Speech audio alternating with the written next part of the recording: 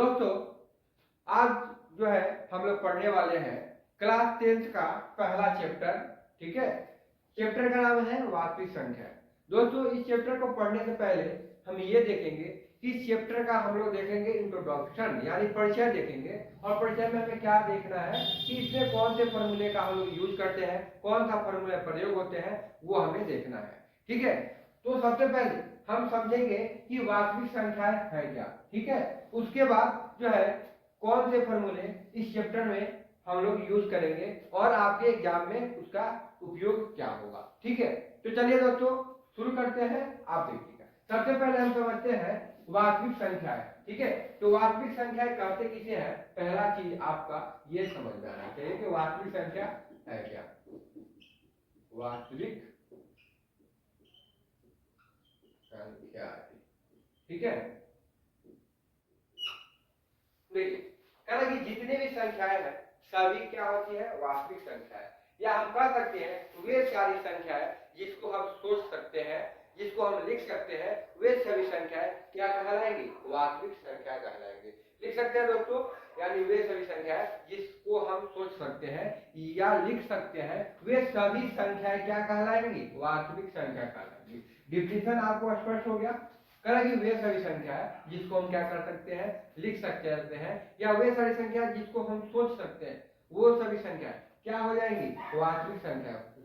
जैसे आप देखिए उदाहरण आप देख लीजिए, जैसे क्या होगा। चलिए तो मान लीजिए हमने लिख दिया 2, 5, 3/2, 2.1 और √3, ठीक है, 2√7, यानी जितनी भी संख्याएं हमने लिखी है ये सभी क्या कहलाएंगी, वास्तविक संख्या कहलाएंगी। ठीक है, सभी के सभी क्या है, वास्तविक संख्याएं है। ये चीज आपको समझ में आ गई होगा, आ गया होगा। चलिए, यानी जो भी संख्या है सभी क्या है, वास्तविक संख्या है। अब हम लोग आते हैं इसमें फॉर्मूला कौन सा प्रयोग होता है। देखिए आपने पढ़ लिएगा कि भाज्य बराबर क्या होता है, भाज्य बराबर होता है आपका भाजक, भाजक गुने भाग फल और प्लस आपका होता है शेष फल। ये फॉर्मूला आप लोग पढ़ लीजिएगा। ठीक है, मेन जो है यही फॉर्मूला हमारा आगे चलकर यूक्लिड विभाजन में प्रयोग होता है। ठीक है, जिसको हम लोग यूक्लिड विभाजन प्रयोग करते हैं। ठीक है, तो यहाँ से जो है आप इस फॉर्मूले से यहाँ से ये लिख सकते हैं भाजक, भाजक। ठीक है, भाजक बराबर क्या हो जाएगा, देखिए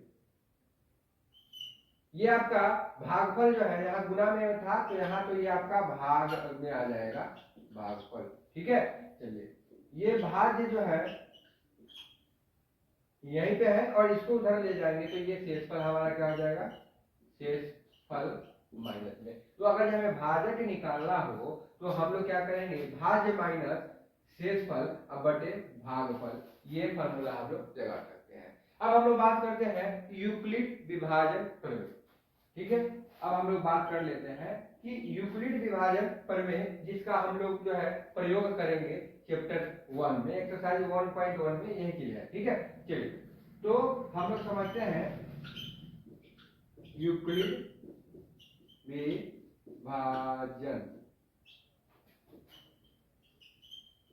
प्रमेय, यानी यूक्लिड ने एक जो है प्रमेय बताई हुआ है, यानी उसी को हम लोग क्या करते हैं, यूक्लिड विभाजन। उन्होंने बताया है कि a बराबर क्या होता है, b into Q plus r।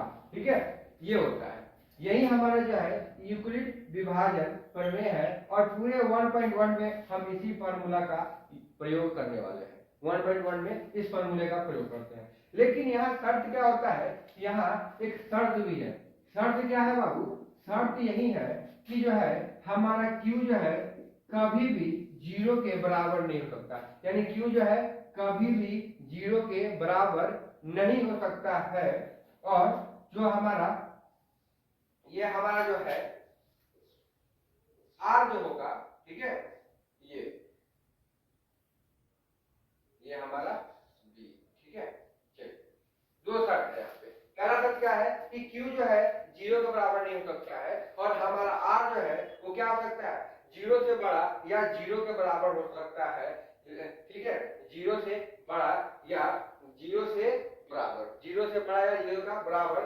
लेकिन हमारा जो है आर कभी जो है बी से क्या होगा, बी से छोटा नहीं होगा, यानी जो है आर का मान बी से छोटा नहीं होगा, यानी जो है बी हमेशा बड़ा रहेगा, नहीं बी से जो है छोटा नहीं होगा आर का मान। ठीक है, तो ये चीजें आपको प्रयोग करनी है, यानी फॉर्मूला हमें ये फॉर्मूले आपको प्रयोग करने हैं। एक और फॉर्मूला हम लोग पढ़ते हैं कि यदि दो संख्याएं दिया है, दो संख्याएं, तो उसका जो है कह दे एलसीएम और एचसीएफ निकालना। तो एलसीएम एचसीएफ किस प्रकार जो है हम लोग का प्रयोग करेंगे। मान लीजिए हमको दो संख्या दे दिया, पहली संख्या ए दे दिया, दूसरी संख्या बी, तो कहेगा कि बताइए एलसीएम क्या होगा, यानी कहेगा कि पहले दो संख्याओं का एलसीएम ये हो गया, तो उसका एचसीएफ क्या होगा। तो यहाँ पे हम एक फॉर्मूला पे जो है ऐसे सवालों को सोल्व करते हैं। फॉर्मूला क्या होगा, यदि रहे कि दो संख्याओं का, ठीक है, फॉर्मूला क्या है हमारा, दो संख्याओं का गुणनफल बराबर होता है, क्या होता है, दो संख्याओं का गुणनफल क्या होता है, एलसीएम गुणे एचसीएफ के बराबर होता है। मान लीजिए ए कोई संख्या है, दूसरी संख्या बी है, तो ये दोनों का जो है एलसीएम और एचसीएफ का जो है गुणनफल, यानी एलसीएम और एचसीएफ का गुणनफल और हमारा जो है ये संख्याओं का गुणनफल हमेशा बराबर होता है। तो इससे हम लोग जो है जो चीजें निकालना होगा, अगर ए निकालना होगा तो बी दिया होगा, तो हम फिर ये दोनों के माध्यम से निकाल लेंगे, इसको इधर भेज करके भाग हो जाएगा ना। ठीक है, या एलसीएम दिया हो तो यहाँ दोनों संख्या दिया हो तो इसको हम लोग इधर भेज के निकाल सकते हैं। तो यही जो है मेन फॉर्मूले है जो आपको एक्सरसाइज 1 में यूज करना है। मात्र जो है मेन आपका फॉर्मूला ये है और ये है, इसी फॉर्मूले के सहायता से आप पूरे एक्सरसाइज को सोल्व कर सकते हैं। तो उम्मीद करते हैं कि आपको वीडियो समझ में आया होगा। किसी तरह के कोई डाउट है या कुछ चीजें समझ में नहीं आ रही हो तो आप कमेंट कर सकते हैं, आपके कमेंट का जो है रिप्लाई शीघ्र ही दिया जाएगा।